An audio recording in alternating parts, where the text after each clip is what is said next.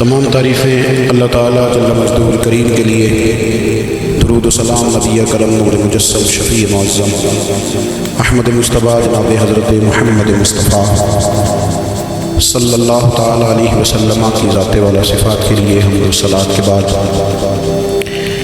عزیز دوستوں، بزرگوں اور بھائیوں، انسان کھائے پیے سوئے جاگے تو اس کے جسم کی ضروریات پوری ہوتی ہیں، لیکن جب وہ اللہ کا ذکر کرتا ہے، نماز پڑھتا ہے، دعا مانگتا ہے، استغفار پڑھتا ہے، درود و سلام کی قدریں پیش کرتا ہے، تو پھر اس کی روحانی ضروریات پوری ہوتی ہیں۔ آج جس زمانے میں ہم وقت گزار رہے ہیں، لوگوں کی جسمانی ضروریات پوری کرنے کے لیے، غذائی ضروریات پوری کرنے کے لیے بہت سارے بندوبست کیے جا رہے ہیں، لیکن جتنا لوگ اپنی ظاہری ضروریات میں خود کفیل ہوتے جا رہے ہیں، اتنا ہی زیادہ وہ روحانی طور پر کمزور ہوتے جا رہے ہیں۔ گھنٹوں بیٹھ کر گپ شپ کرنے والے لوگوں کے لیے تھوڑی دیر بھی ذکر الہی کرنا مشکل ہو جاتا ہے۔ لمبی چوڑی باتیں کرنے والے، لمبے چوڑے دلائل دینے والے لوگ اور سمجھدار لوگ اور سیانے لوگ عبادت کے معاملے میں سستی کرتے ہیں، عمل کے مسئلے میں کمزور ہو جاتے ہیں۔ تسبیحات کرنا، وظائف پڑھنا، درود و سلام پڑھنا، کم بولنا، سچی بات کرنا، صبر سے رہنا، شکر کو اپنانا، قناعت اختیار کرنا، حسد، بغض، عداوت سے بچنا یہ لوگوں کے لیے مشکل ہو جاتا ہے۔ پھر اس کا نقصان یہ ہے کہ معاشرہ ایک عجیب سی بے سکونی اور بے قراری کا شکار ہے۔ جیب میں بہت زیادہ پیسے رکھنے والا، خوش شکل نظر آنے والا، پیٹ بھر کے روٹی کھانے والا شخص ڈھونڈتا پھرتا ہے کہ آخر میں پریشان ہوں کیوں۔ آپ انسانیت کی تاریخ پڑھیں گے تو آپ کو معلوم ہوگا کہ انسان نے کبھی پتھر کی پوجا کی، کبھی معاذ اللہ چاند سورج کی، درختوں کی، بتوں کی پوجا کی۔ معاذ اللہ یہ غلط ڈائریکشن پہ چڑھ گیا، لیکن ایسا نہیں ہے کہ کوئی بندہ دنیا میں آیا ہو اور کسی کی اس نے عبادت نہ کی ہو۔ اس لیے کہ اللہ تبارک و تعالیٰ نے جس طرح ہمارے جسم میں کھانے کی طلب رکھی ہے، پینے کی طلب رکھی ہے، سونے کی طلب رکھی ہے، اسی طرح اللہ تعالیٰ نے عبادت کے لیے طلب رکھی ہے جسم سے۔ یہ تو ہوا کہ انسان گمراہ ہو گیا، غلط رستوں پہ چل نکلا، اس نے جھوٹے معبودوں کی طرف معاذ اللہ توجہ کر لی، لیکن وہ کسی نہ کسی کے سامنے جھکتا رہا، کیونکہ اس کے وجود میں طلب تھی، شوق تھا اسے کہ وہ عبادت کرے۔ اللہ تبارک و تعالیٰ جب مسلمان کو توفیق دے اور اللہ کی بارگاہ کی جانب وہ رجوع کرے تو پھر اس کا رویہ یہ ہونا چاہیے کہ اس کی توجہ ہو اللہ کی جانب۔ ہمارے ہاں تسبیحات پڑھ لی جاتی ہیں اگر کبھی موقع ملے، لیکن وہ خاص انہماک، وہ خاص شوق، وہ خاص ذوق اللہ تبارک و تعالیٰ کی عبادت کا، ایک ہوتا ہے نماز پڑھنا، ایک ہوتا ہے اہتمام کے ساتھ نماز پڑھنا، یعنی ذرا وقت پہ اٹھنا، ذرا صحیح کر کے وضو کرنا، ذرا شوق سے مصلی بچھانا۔ ایک ہوتا ہے تسبیح پڑھ لینا، اور ایک ہوتا ہے ذرا تھوڑا سا نا شوق کے ساتھ اللہ کو یاد کرنا۔ آپ کبھی جو میں نے آیہ کریمہ پڑھی، اس کی آپ شان نزول دیکھیں، نبی کریم صلی اللہ تعالیٰ علیہ وسلم کے نا کچھ صحابہ اللہ کی محبت کے شوق حضور کی بارگاہ میں حاضر ہیں، اور انہوں نے آ کے عرض پتہ کیا کیا، عرض کرنے لگے یا رسول اللہ صلی اللہ تعالیٰ علیہ وسلم، سالوں بیت گئے ہیں سجدے کرتے ہوئے، حضور سالوں بیت گئے ہیں تسبیح پڑھتے ہوئے، سالوں بیت گئے کہتے ہوئے کہ سبحان اللہ وہ پاک ہے، ہمیں سالوں بیت گئے یہ کہتے ہوئے کہ اللہ اکبر وہی سب سے بڑا ہے، سالوں بیت گئے کہتے ہوئے کہ الحمدللہ ساری تعریفیں اللہ کے لیے، سالوں بیت گئے اس کی تسبیح کرتے، تحلیل کرتے، تکبیر کہتے، حضور اب نہ ہمارا اپنے رب سے ملنے کو دی جاتا ہے، کبھی یہ حقیقت منتظر نظر آنا لباس مساس۔ لاکھوں سجدے تڑپ رہے ہیں میری جبین نیاز میں. اور اقبال کہنے لگے کہ تیرے عشق کی انتہا چاہتا, تو میری سادگی دیکھ کیا چاہتا, میرا ذرا سا دل ہے مگر شوق اتنا, میں وہی لن ترانی سنا چاہتا ہوں. میرا بھی دل کرتا ہے کہ اللہ میں تجھے کہوں میں تجھے دیکھنا چاہتا ہوں جس طرح حضرت موسیٰ کلیم علیہ السلام نے کہا تھا, اور تو مجھے کہے کہ لن ترانی تو نہیں دیکھ سکتا, ذرا سا دل ہے مگر شوق اتنا, میں بھی وہی لن ترانی سنا چاہتا ہوں. پھر کہنے لگے بھری بزم میں راز کی بات کہہ دی, بڑا بے ادب ہوں سزا چاہتا ہوں. دیکھو سب لوگوں کے بیچ ہی میں نے یہ کہہ دیا. میرے عزیز صحابہ نا شوق میں, اتنے سارے لوگ ہیں, آپ کتنی ماشاءاللہ بڑی تعداد میں آپ آئے. ہم بھی کبھی اس شوق میں گئے ہیں کہ ہمارے رب کو دیکھنے کو دل چاہتا ہے, ہمارا جی چاہے وہ کبھی ہمیں ملے, ہم کبھی اس کی زیارت کریں, اس کی بارگاہ کرم میں ہم حاضر ہوں. صحابہ نے عرض کیا یا رسول اللہ صلی اللہ علیہ وسلم ہمارا رب کہاں ہے, ہمارا نا اپنے رب کو دیکھنے کو جی چاہتا ہے. جب صحابہ نے یہ عرض کیا تو اللہ نے قرآن مجید نازل کیا, فرمایا وَإِذَا سَأَلَكَ عِبَادِي عَنِّي فَإِنِّي قَرِيبٌ. محبوب جب میرے بندے آپ کی بارگاہ میں آ کے میرے بارے میں پوچھے نا تو ان سے کہہ دینا میں ان کے قریب ہی ہوں, قریب ہی. دلیل کیا ہے بھائی؟ اذا دعان, یہ جب بھی مجھ سے دعا مانگیں گے میں ان کی دعاؤں کو قبول فرماؤں گا, میں ان کے قریب ہوں, میں ان کے قریب ہوں. یہ جب بھی دعا مانگیں گے نا میں قبول کروں گا, میں ان کے قریب ہوں. اللہ تبارک و تعالیٰ کے بندے اللہ سے محبت کرتے, رب کی بارگاہ میں جھکتے, اس کو اپنے دکھ سناتے, اس کے پیارے محبوب صلی اللہ تعالیٰ علیہ وسلم کا وسیلہ لے کے اس کے حضور حاضر ہو جاتے, پیشانیاں سجدوں سے روشن ہوتی. ہم نا ہر چیز کے لیے وقت نکالتے ہیں, ہر چیز کے لیے, لیکن عبادت کے لیے وقت نہیں نکالتے. ہر شے آباد ہے, ہر شے, ہماری فیس بک بھی آباد ہے, واٹس ایپ بھی آباد ہے, ہمارے ٹویٹر بھی آباد ہیں, ہماری ہر چیز آباد ہے. سب سے کم آباد ہمارا مصلی رہ گیا ہے, سب سے کم. وہ لوگ اب ڈھونڈنے سے ملتے ہیں جن کی بغل میں مصلی ہوتا تھا. میرے بھائی آپ کتنا تو دنیا کے پیچھے بھاگو گے تھکا دے, کتنا دولت کے پیچھے بھاگو گے تھکا دے. آپ جب اپنی زندگی میں جمع تفریق کرو گے نا تو مرتے وقت احساس ہوگا کہ سارا کچھ تو لوگوں کے لیے کیا, اپنے لیے تو کر ہی کچھ نہیں سکتے. اور ہم عبادت کے معاملے میں بہانے بازی بھی کرتے ہیں. ہم کہتے ہیں اوہ رزق کمانا بھی تو عبادت ہی ہے نا, میں حلال روزی کے لیے جا رہا ہوں, یہ بھی تو عبادت ہے. میری طرح کے لوگ کہہ دیتے ہیں کہ میں سویرے اٹھ کے مدرسے میں کچھ اسباق دیکھتا ہوں تو یہ بھی تو عبادت ہے. میں بیان کرنے کے لیے مطالعہ کرتا ہوں تو یہ بھی تو عبادت ہے نا. اتنے لمبے سفر کر کے ملک میں دنیا میں گھومتا ہوں تو یہ بھی تو میں عبادت ہی کر رہا ہوں. اور اسپیشل نفلوں کے لیے وقت کس طرح نکلے, اسپیشل کر کے تسبیح میں کیسے چلاؤں, میں سارا کچھ ہم بہانے بنا لیتے ہیں نا. میرا سوال یہ ہے کہ یہ ساری باتیں صحابہ کو, نبی کریم کو, دیگر لوگوں کو بھی تو پتہ تھی نا, لیکن اب غور تو کریں.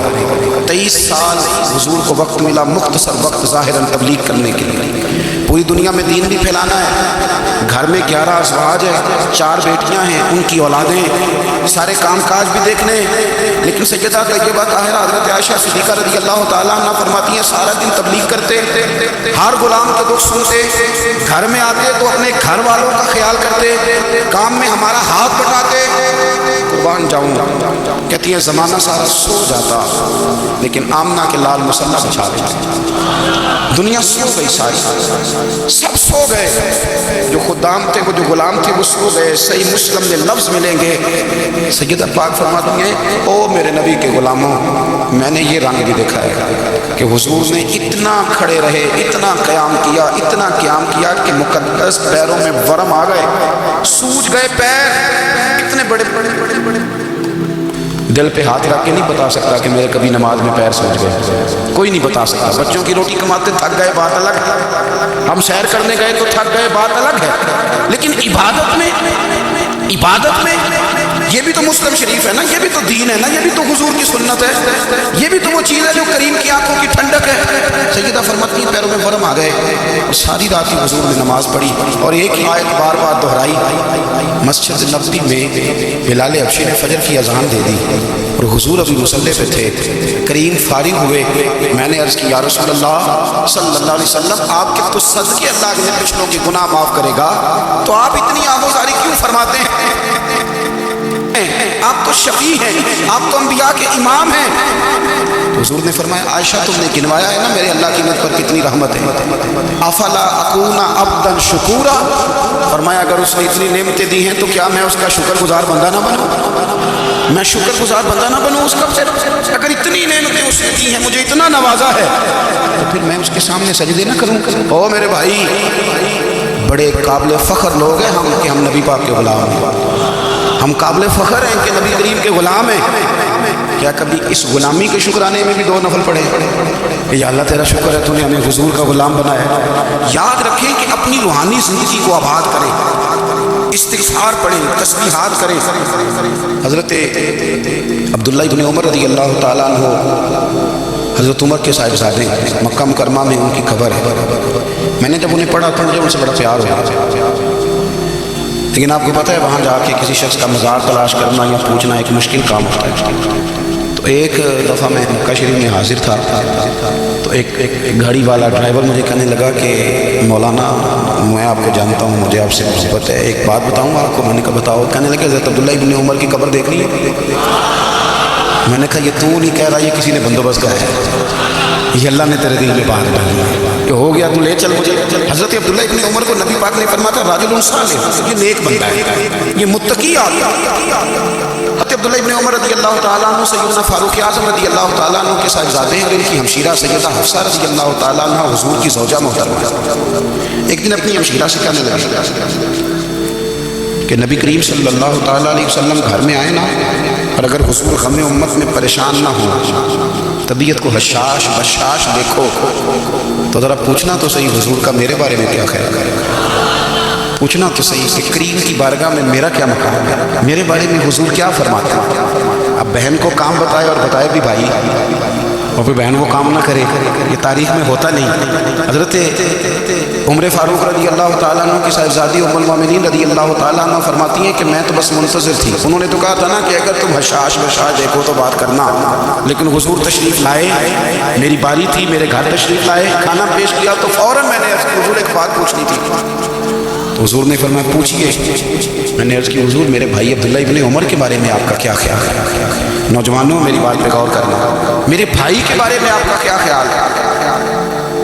تو نبی کریم صلی اللہ تعالیٰ علیہ وآلہ وسلم نے میری طرف دیکھا اور پھر حضور زیر لب تھوڑا مسکرائے، اور بریلی کے امام کہتے ہیں کہ حضور مسکرا دیتے تھے نا تو جو بڑا دکھی ہوتا تھا وہ بھی ہنس پڑتا تھا۔ اب سوال پیدا ہوتا تھا کہ پھر تو اس مسکراہٹ کے لیے انتظار کرنا پڑتا ہوگا کئی مہینے کہ حضور مسکرائیں تو رونے والے ہنسے، تو اعلیٰ حضرت فرماتے ہیں نہیں، انتظار نہیں کرنا پڑتا، یہ مسکراتے رہنا تو حضور کی عادت ہے۔ جس کی تسکین سے روتے ہوئے ہنس پڑے اس تبسم کی عادت پہ لاکھوں سلام، یعنی یہ تو عادت ہے حضور کی مسکراتے رہنا، اس کے لیے انتظار نہیں کرنا پڑتا۔ بھائیو آپ خیال رکھیں گے، غور کریں گے، حضرت عبداللہ ابن عمر رضی اللہ تعالیٰ عنہ کے بارے میں پوچھا تو سیدہ فرماتی ہیں کہ نبی کریم صلی اللہ تعالیٰ علیہ وسلم نے زیر لب مسکرائے اور فرمایا حفصہ تیرا بھائی ہے تو اچھا، لیکن میں نے سنا ہے کہ عشاء کی نماز پڑھتا ہے تو فجر تک سویا ہی رہتا ہے۔ او نوجوانوں، 10 بجے تک سونے کی بات نہیں ہوئی، 9 بجے تک سونے کی بات نہیں ہوئی، 11 بجے اٹھنے کی بات نہیں۔ حضور فرمانے لگے میں نے سنا ہے کہ عشاء کی نماز پڑھ کے سو جاتا ہے اور فجر تک سویا ہی رہتا ہے، اسے چاہیے کہ تہجد کے وقت اٹھا کر اللہ کی بارگاہ میں حاضر ہوا کرے، آہوزاری کرے، سجدے کرے، عبادت کرے، اٹھتا ہے اور فجر میں جا کے اٹھتا ہے۔ حضرت جناب حفصہ رضی اللہ تعالیٰ عنہ کہتی ہیں میں نے جناب عبداللہ ابن عمر کو پیغام دیا اور میں نے کہا میرے جوان بھائی سو، نبی پاک نے فرمایا ہے تو اچھا پر تہجد میں نہیں اٹھتا، نفل نہیں پڑھتا۔ او میری ملت کے جوانوں، مزہ نہیں آ جاتا جب ساری دنیا سوئی ہو، ساری دنیا، اور بستر بھی گرم ہو اور نیند بھی پورا غلبہ کر رہی ہو، اور اچانک گھنٹی بجے دماغ میں، آنکھ کھلے، گھڑی پہ نظر پڑے، 3:30 4 بجے کا پیغام گھڑی بتائے، کوئی چڑھتی جوانی والا اٹھ کے وضو کرے، اور جب وہ مصلی کھول کے بچھائے تو مدینے والے محبوب کہتے ہیں کہ ہر نماز پہ رب ثواب دیتا ہے، اور جو اٹھ کے تہجد کی نماز پڑھے اسے دیکھ کے تو رب مسکراتا ہے، جو اس کی شان کے لائق ہے، جو اس کی شان کے لائق، وہ مسکراتا ہے، خوش ہوتا ہے کہ میرا بندہ تہجد میں اٹھ گیا، وہ مسکراتا ہے۔ کاش ہماری صبح کبھی اپنے مالک کے نام ہو جائے، کاش کہ حضرت ابو الحسن رحمۃ اللہ تعالیٰ علیہ حضرت معاذ بن جبل رضی اللہ تعالیٰ عنہ کے پاس بیٹھا کرتے تھے. فرماتے ہیں ان سے جو پیار بڑھا تو پھر میرا مصلی سے بھی بڑھ گیا. تابعی ہیں. فرماتے ہیں صحابی رسول سے محبت ہوئی تو ذکر سے بھی ہو گئی, پھر درود شریف سے بھی ہو گئی. محبت ان سے بڑھی تو پھر اللہ نے مسجد کا پیار بھی بڑھا دیا. آپ فرماتے ہیں کہ میری ہر وقت تو یہ چاہتی تھی کہ بس اللہ اللہ, بس اللہ اللہ, بس نہ میں ذرا تھوڑی جان چھڑاؤں لوگوں سے, 10 منٹ ملے تو میں کو 4 نفل پڑھ لوں, میں تھوڑا سا نہ بچوں لوگوں سے, اور مجھے تسبیح ملے تو میں نا 400-500 دفعہ استغفار پڑھوں, سبحان اللہ, الحمدللہ, اللہ اکبر, لا حول ولا قوت الا باللہ, میں نا تسبیحات پڑھوں. فرماتے ہیں کہ بچے تھے گھر میں 6-7, غربت تھی, کام ملتا کوئی نہیں تھا, اور میں کام چور نہیں تھا, کام ڈھونڈتا تھا, پر اللہ کی قدرت کے کام نہیں ملتا تھا. فرماتے ہیں کہ میں نے ایک دن اپنی اہلیہ سے کہا کہ آج میں پھر جاتا ہوں کام ڈھونڈنے. تو میری بیوی بڑی فرما بردار تھی, پر اس دن نہ غربت کے ہاتھوں تنگ آ کے کہنے لگی, آج نانا کوئی تو چیز لے کے آیا ہے. تو مجھ سے بچوں کی بھوک نہیں دیکھی جاتی ہے, سب روگاں دا روگ محمد جس دا نام غریبی, کنڈ بلا کے لنگ جاندے نہیں دوست یار قریبی. آج میں کچھ لے کے آیا تو میں بچے لے کے چلی جاؤں گا. شیخ فرماتے ہیں کہ میں بڑا پریشان گھر سے نکلا, اور میں نے صبح سے لے کے زور تک کام ڈھونڈا, کام ملا کوئی. تو میرے دل میں خیال آیا چلو کام نہیں ملتا تو اللہ اللہ تو کرے گا, چلو بندوں کی مزدوری نہیں ملتی تو رب کریم کی عبادت ہی کرتے ہیں. فرماتے ہیں کہ میں نے نا فرات کے پانی سے وضو کیا, نہر کی, شدید دھوپ تھی, ساتھ ریت تھی, اور ریت تپ رہی تھی. میں نے اپنا رومال وہیں مصلی کے طور پر بچھا لیا, اور فرماتے ہیں کہ زور سے لے کر عصر تک نماز پڑھی, دھوپ بھی پورے زور پہ, پر میرے سجدے کا ذوق بھی پورے زور پہ. فرماتے ہیں سورج بھی چمک رہا ہے, اور رب کی عبادت کا ذوق بھی پورے زور پہ. میں سجدہ کروں تو پھر میرا اٹھانے کو جی نہ چاہے. میرے استاد لکھا کرتے تھے, یہ ان کا شعر ہے, وہ کہا کرتے تھے مجھے سوز دے, مجھے ساز دے, اور مجھے نیم شب کا نیاز دے, دم سجدہ خود کو میں توڑ دوں, مجھے ایسا ذوق نماز دے. اور میں تیری بہار کا پھول ہوں, میں کھلا بھی ہوں تو تیرے لیے, مجھے میری شاخ سے توڑ لے, مجھے اپنی زلف کا ناز دے. بھائی فرماتے ہیں کہ عصر تک میں نے نفل پڑھے, دل ڈھلنے لگا, عصر کی نماز پڑھی, اور میں وہاں سے چلا. اب میں جب نکلنے لگا تو دل میں خیال آیا کہ چھوٹی چھوٹی دیواریں ہیں گھر کی, بغیر کچھ لیے جاؤں گا تو بیوی دور سے دیکھے گی تو شور کرے گی, تو پھر خالی ہاتھ آ گیا. کہتے میں نے اپنے اسی رومال میں جس میں میں نے نماز پڑھی تھی نا, رومال میں کیا کی پنجابی جو صافہ کہتے ہیں, اسی میں نا میں نے کچھ ریت بھر لی کہ وہ دور سے دیکھے گی تو سمجھے گی کچھ لے کے آیا ہے. چلو جا کے اسے بتا دوں گا کہ آج پھر مزدوری نہیں ملی. کہتے ہیں وہ ریت لے کر جب میں گھر میں گیا تو پہلے بیوی دروازے پہ کھڑی ہوتی تھی, پوچھتی تھی خالی ہاتھ آ گئے, آج میں نے دیکھا تو ہے ہی کوئی نہیں. فرماتے میں اندر داخل ہوا, سلام لیے, کونے میں میں نے وہ رومال رکھ دیا, اور میں نے آواز دی کہ بھلی مانس کہاں ہو؟ تو وہ کہنے لگی آپ منہ ہاتھ دھو لیں, میں روٹی لے کے آئی. میں نے کہا روٹی کہاں سے آ گئی, یہاں تو کئی دنوں کے فاقے ہیں, تو کئی دنوں کی غربت ہے, یہاں تو اس گھر میں تو فقیری ہے. فرماتے ہیں کہ وہ روٹی لے کے آئی, اور اس وقت کی جو موجودہ نعمتیں تھیں, سمجھ لیں سلاد, اچار, ہر چیز ساتھ لائی. میں نے کہا کہ بچے کہاں گئے؟ کہنے لگے وہ کھانا کھا کے کھیلنے گئے, آپ کھانا کھا لیں, آ جاتے. کھانا اس نے چن دیا. میں نے حیرت انگیز لہجے میں ساری نعمتیں اپنے دسترخوان پہ دیکھ کر کے بیوی سے پوچھا یہ کہاں سے آیا کھانا, بچوں کو تو نے کہاں سے کھانا کھلایا, یہ سارا کچھ کیسا ہے؟ کہنے لگی پتہ نہیں آج آپ کس کریم کی مزدوری کرنے چلے گئے تھے, پتہ نہیں کس کریم کی, میرے گھر میں تو اتنی نعمتیں آئی ہیں کہ مجھ سے سنبھالی نہیں جا رہی, اتنا اناج ہے, اتنا گندم ہے, کس کریم کے دروازے آپ چلے گئے تھے؟ یہ کہتے کہتے وہ اٹھی اور اٹھ کر کہنے لگی پہلے بڑا کچھ آیا تھا, اب کیا لے آئے؟ اور جا کر کے نا اس نے وہ ریت والا رومال کھولا, کہنے لگے میں تو لے کے آیا تھا ریت, تو میرے رب نے اسے بھی سونے اور ہیرے بنا دیا تھا. جب آپ کی توجہ اللہ کی جانب, میرے نبی پاک صلی اللہ تعالیٰ علیہ وسلم نے فرمایا ہر چیز اپنے رب سے مانگ, ہر چیز مانگ, ہر چیز مانگ. یا رسول اللہ کیا کچھ؟ میرے محبوب نے فرمایا تیرے گھر میں نمک بھی ختم ہو جائے تو وہ بھی اپنے رب سے مانگ, تو مانگ وہ تجھے دے گا, اس کی بارگاہ میں کشکول طلب دراز تو کرنا. اور ترمذی شریف سے عجیب لفظ ہے, رسول کائنات نے فرمایا, رب کریم فرماتے ہیں جب میرا بندہ ہاتھ اٹھاتا ہے نا تو مجھے حیا آتی ہے کہ میں خالی کیسے لوٹا کر اس کے اتنے بڑے بادشاہ کی بارگاہ. او بھائی لوگوں سے عزتیں تلاش کرتے ہو تو وہ کیا تمہیں عزت دیں گے؟ وہ تو کل اچھا کہتے ہیں پرسوں برا کہنے لگ جاتے ہیں. لوگوں کے سامنے گڈ بک میں آنا چاہو گے تو وہ تو سویرے تمہارے بارے میں کچھ کہیں گے، شام کچھ اور کہیں. اپنی روحانی زندگی آباد کریں، اپنے مسلح کو وقت دیں اور دنیا سے چھپ کر اس موبائل کو بند کر کے اور اپنے آپ سے بھی چھپ اور تنہا ہو کے چھپا کے سارا کچھ اپنے آنسو اپنے رب کی بارگاہ میں پیش کریں، اس کے حضور حاضری دیں. سنو نا ترمذی کی حدیث اور اسے یاد رکھنا. نبی پاک علیہ السلام نے فرمایا اپنے دکھ لوگوں کے سامنے نہ بیان کرنا، سیٹھوں نوابوں کو نہ بتاتے پھرتے، دنیا داروں کے سامنے جا کے نہ رونا کہ میں تکلیف میں. اور میں اگر دنیا داروں کو دکھ بتاؤ گے رب تمہیں کبھی غنی نہیں کرے گا. اور لوگ ہیں کہ الٹا مذاق اڑائیں گے. آپ کی جس سے بڑی پکی یاری ہے نا، پکی، وہ تب تک پکی ہے جب تک آپ نے 50,000 مانگا نہیں. اور جس وقت آپ نے کہہ دیا کہ میں مجبور ہوں میری مدد کر تو پھر ختم ہو گئی. دوست لوگوں کے تعلقات آپ کے ساتھ تب تک ہیں جب تک آپ ان سے کوئی ضرورت وابستہ نہیں کرتے. کریم محبوب فرمانے لگے بندوں کے سامنے دکھ نہ بیان کرنا، اللہ تجھے کبھی غنی نہیں کرے گا. تو اپنے دکھ اپنے رب کو بتا، تو دعائیں مانگ، تو اس کی بارگاہ میں حاضر ہو، تو اس کے حضور عرض کر. فرمایا اپنے دکھ اپنے رب کو بتا، وہ جلدی کرے یا دیر سے کرے تجھے ساری دنیا سے بے نیاز کر دے گا، تجھے کسی کا محتاج نہیں رہنے دے گا. اپنے مسلح کو اپنی دعاؤں، ایک بزرگ فرماتے ہیں میں نے دعا مانگنے کا طریقہ اپنی بیوی سے سیکھا. دعا مانگنے کا طریقہ اپنی سیکھنے والے تو اپنے بچوں سے بھی سیکھ لیں، سیکھنے والے تو ہر ایک سے سیکھ. وہ کہتے ہیں میں نے دعا مانگنے کا طریقہ اپنی بیوی سے سیکھا ہے. حضرت وہ کس طرح؟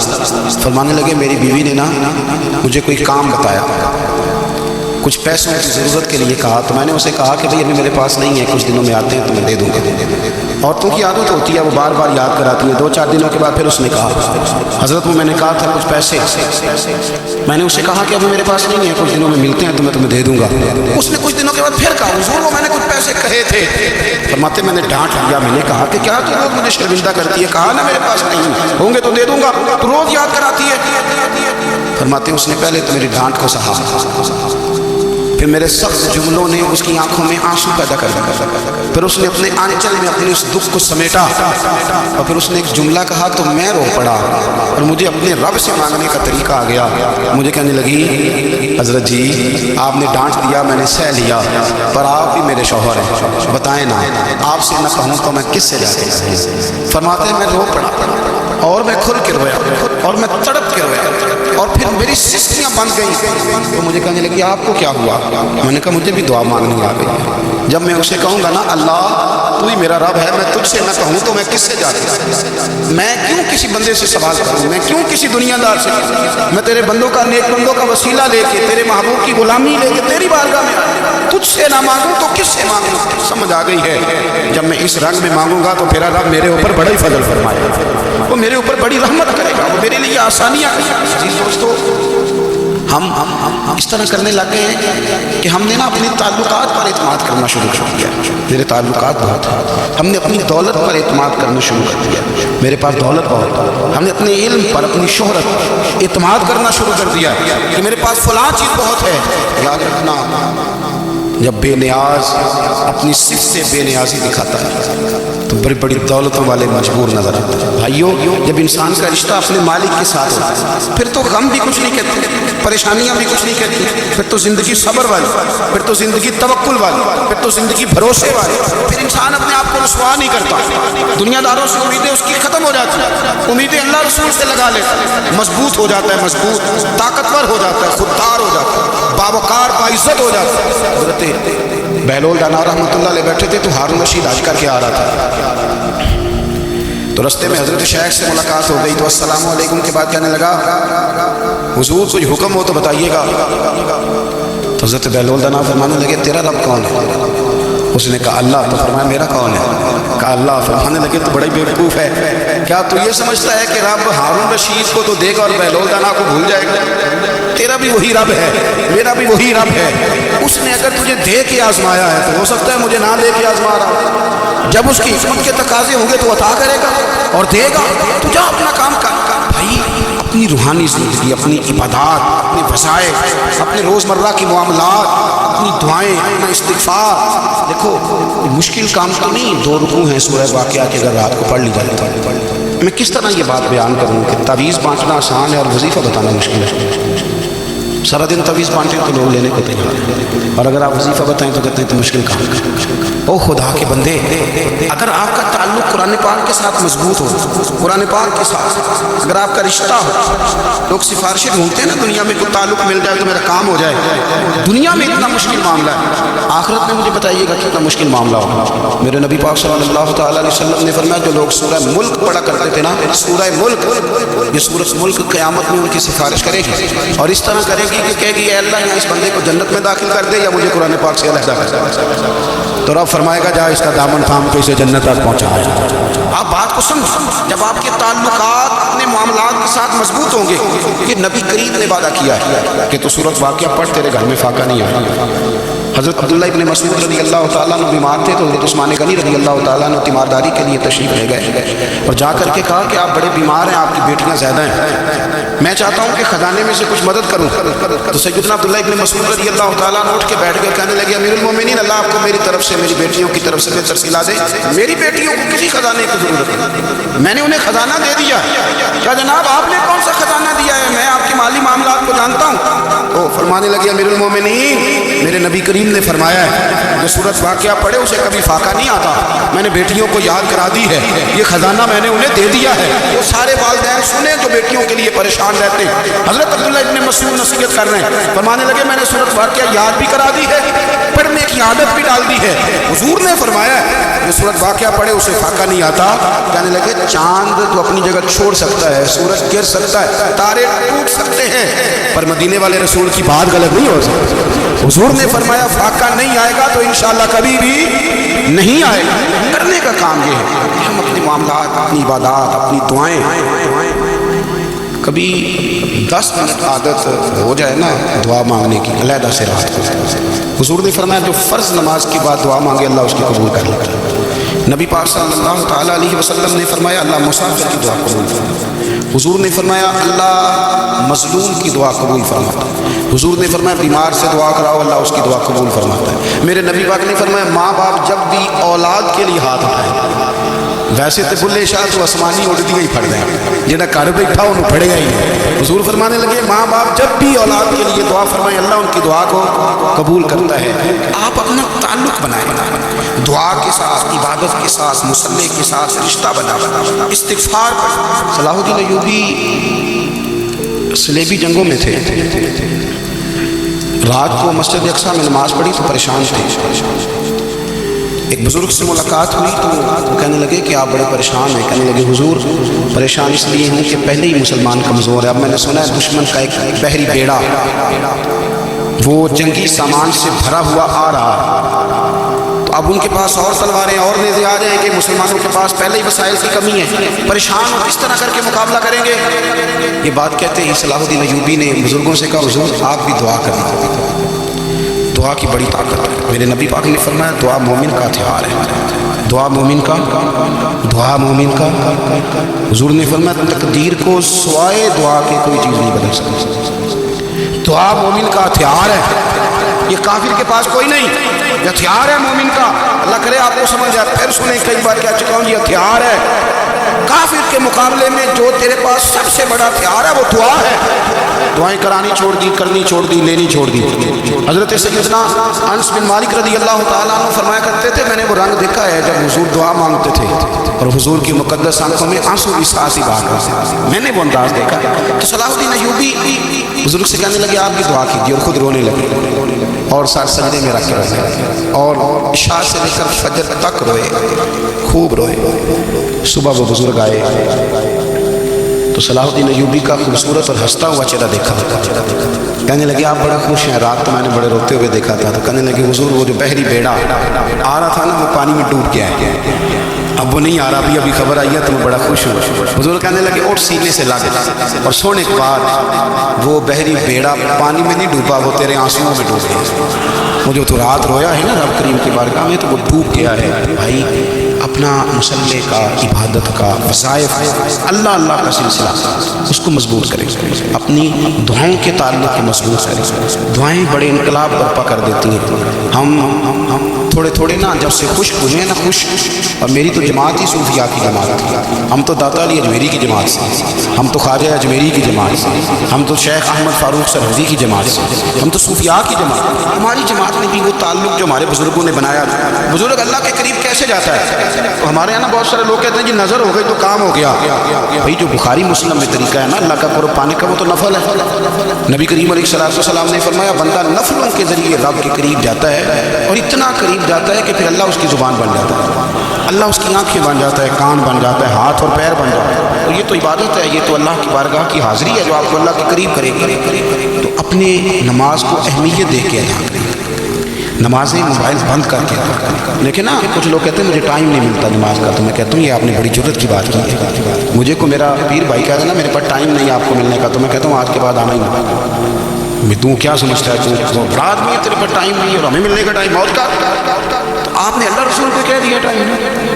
اور عجیب فلسفہ ہے نا، کہا جائے نماز پڑھنے آؤ تو کہتے ہیں کپڑے ٹھیک نہیں، اور کہا جائے کہ آؤ ذرا دعوت پہ چلیں تو کہتے ہیں 1 منٹ ٹھہر میں کپڑے بدل کے آیا۔ نماز کے لیے کہا تو کہتے ٹھیک نہیں، دعوت کے لیے کہا تو کہتے میں ذرا تیاری کر لوں، یوں جانا مناسب نہیں، معاملہ ٹھیک نہیں۔ رب تو فرماتا ہے کہ جب تم مسجد میں آئے تو زینت اختیار کر کے خوب ذوق سے دعا مانگو، خوب شوق سے نماز پڑھو، خوب استغفار کا مزاج بنو۔ آپ لوگوں کے بیچ رہ کے سکھ حاصل کرنا چاہتے ہیں، لیکن آپ کو پتہ ہے کئی مہینے غار ہرا میں رہنا بھی مدینے والے معلوم کا طریقہ ہے۔